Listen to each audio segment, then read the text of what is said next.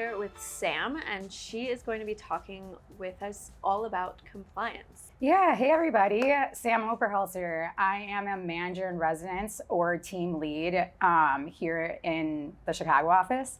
I'm starting to build out more compliance partnerships, really start to think about compliance-focused prospects because I do have about 8 years experience in both compliance and the cybersecurity industry. That's awesome. So I want to know more about compliance. I don't know anything about compliance really. What is it to start? All right, well, besides being the sexiest topic that you could possibly think about in this world, compliance really is it could be a set of rules, it could be a law, a regulation that really a company or individual needs to adhere to. So in the cybersecurity space, what is it? How does it apply? Why is it important? So really just breaking it down, compliance makes processes and procedures scalable and consistent.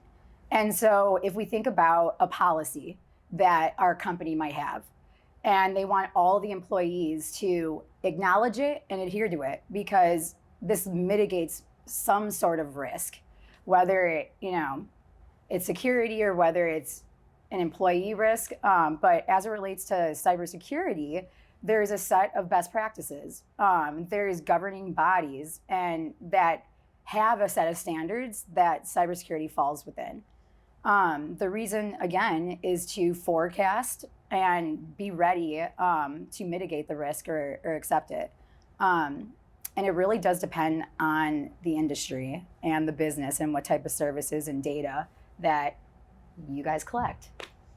Okay, so what are some of the industries that compliance regulations apply to? Yeah, absolutely. So in the most basic terms, the industries that care about compliance the most are the ones with the most sensitive data. So if we think about PII, or if we think about PHI, so medical information, or any information that basically attributes to us or you as an individual, those are the industries that have the highest level of compliance. So government, so healthcare, so financial, education.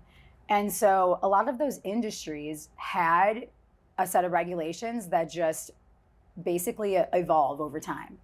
But I will say that a lot of industries that might not necessarily care about cybersecurity as much right now, those are the ones that I can foresee in the next couple of years increasing their cybersecurity awareness, because compliance is going to help drive that. Like what industries? So one thing that I weirdly had a conversation with was a construction company because they're trying to expand globally, but they're also trying to gain the government as a customer. Oh, interesting. And so a lot of those types of industries that know their customers care about compliance, that they gain revenue from, those are the ones that are really we're seeing the needle move a little bit with cybersecurity, and that's kind of where we fit in as a company. Interesting. That totally makes sense. There's got to be thousands of companies that, while it might not matter to them so much, it matters to their clients. Absolutely. There's this domino effect. Yes. Of one impacting the other. That's fascinating. So compliance, it sounds like just like a set of rules that you're told to follow, but how serious is it? Is it something that people like really need to pay attention to, or is it one of those things that like, yeah, those are rules, but we don't really need to listen to them? Honestly, it depends. It's not so black and white because there's a couple different buckets. There's the governance or regulations, so law. So think of all the privacy laws coming out that give you or just regular consumers, us individuals, it gives the right back to us. And so those privacy laws, if companies don't abide by them, it's going to be violations, financial violation, reputational risk associated. So that's a little bit different. But if a company simply has to achieve a certification like SOC 2, that is really driven by customer base. So there really isn't too much risk, except for you're just not going to gain revenue because people are going to require that. So it's like a badge that they want to put it's almost a scale. Yeah. So the highest level of risk is the ones that your company will get violations and continuously get that. And I would say the lower risk or acceptable to not be compliant is ones that are not necessarily tied to a bigger issue or a bigger consequence. So if it's not law related, I will say. So when we're talking about the SMB space, what requirements do they care about? What are important to them? Yeah, absolutely. Considering the bulk of our business and who find Coro the most valuable are the small to medium-sized businesses. And majority of them care about compliance requirements that are a little less time consuming. And what I mean by that is our SOC 2.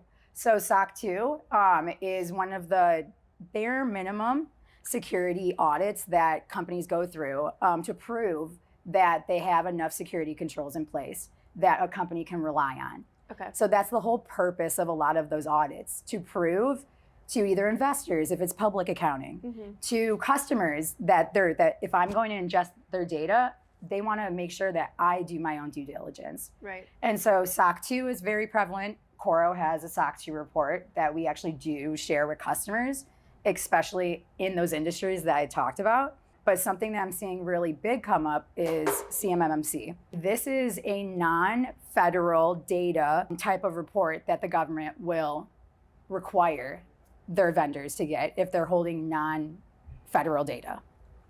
You keep mentioning SOC 2. What is that exactly? Because it's making me think of SOC, like the engineers. The managed services we offer. Yeah, so the SOC that you're used to, that is Security Operations Center. So that is not what I'm talking about.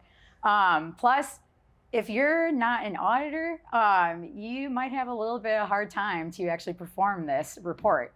So a SOC 2 is systems and organization controls, which really just shows you all the procedures and the processes that follow those procedures that a company says that they're doing and proving that they're doing it. If we're talking in terms of security controls or IT, a good example would be that there's a policy in place saying that we have antivirus, or that company has antivirus on all the workstations.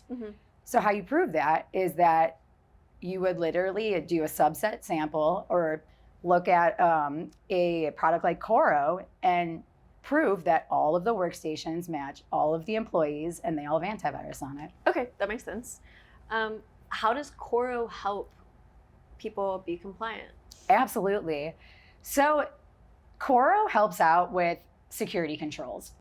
So the big areas are cloud apps, web security, email security, endpoint security, incident tracking, audit logging, even data loss detection. So all of those security controls can be placed into many different security audits, whether it's SOC 2, whether it's CMMC, it's very consistent in what we actually help companies adhere to. That's awesome. It sounds like it's very adaptable as well to what your needs are specifically. Absolutely. And I think that's one of the areas that I try helping people understand is that compliance in the IT world or security world can be pretty stable or consistent amongst all of the different frameworks because they're just owned by different governing bodies and assessors. Interesting. That makes sense.